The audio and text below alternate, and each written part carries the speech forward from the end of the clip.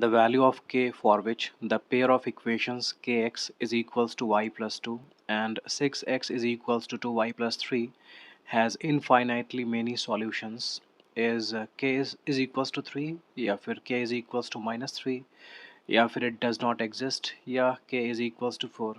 तो सबसे पहले जो आपको ये इक्वेशंस गिवन है इन दो इक्वेशंस को आप स्टैंडर्ड फॉर्म में लिख लो। मतलब आप फर्स्ट इक्वेशन को लिखो के एक्स वाई को जब भेजोगे आप लेफ़्ट साइड में तो बनेगा माइनस वाई और टू को जब भेजोगे आप लेफ़्ट साइड में तो बनेगा minus two is equals to zero.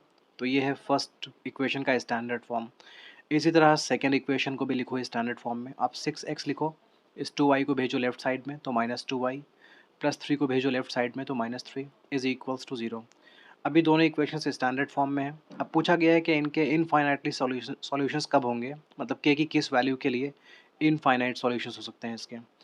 तो देखो जी, जब भी कभी इनफाइनाइट सॉल्यूशंस होते हैं तो उस टाइम पर a1/a2 की वैल्यू और b1/b2 की वैल्यू और c1/c2 की वैल्यू इक्वल होती है। Okay, this value, this value, this value, ये तीनों वैल्यूज़ आपस में इक्वल रहेंगी अगर इनफाइनाइटली मेनी सॉल्यूशंस हैं। तो a1 की वैल्यू और a2 की वैल्यू ये आपको x के कोएफिशिएंट से मिलती है। ओके, मैं आपको दिखा दूँ a1 b1 c1 a2 b2 c2 है क्या। फर्स्ट इक्वेशन में x के कोएफिशिएंट को a1 बोलते हैं, मतलब a1 की वैल्यू k है। और सेकेंड फर्स्ट इक्वेशन में y के कोएफिशिएंट को b1 बोलते हैं और फर्स्ट इक्वेशन में कांस्टेंट टर्म को c1 बोलते हैं। मतलब a1 b1 c1 ये फर्स्ट इक्वेशन में मिलेंगे आपको और a2 b2 c2 आपको सेकेंड इक्वेशन में मिलेंगे। तो x का कोएफिशिएंट है k और y का कोएफिशिएंट है -1 और कांस्टेंट टर्म है -2।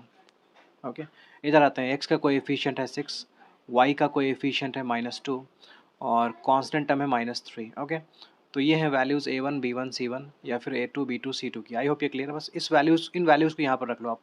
a1 की वैल्यू k है, a2 की वैल्यू 6 है, b1 की वैल्यू -1 है और b2 की वैल्यू -2 है, c1 की वैल्यू -2 है और c2 की वैल्यू -3 है।